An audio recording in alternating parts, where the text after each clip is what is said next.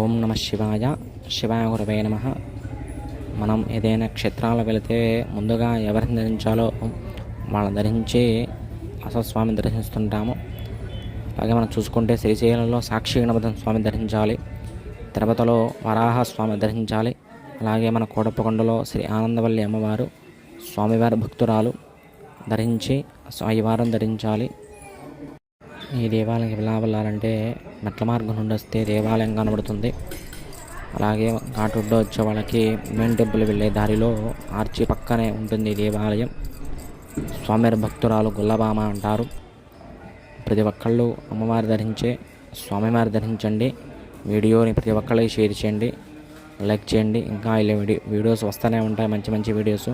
Please support చేయండి. ఓం నమ శివాయ.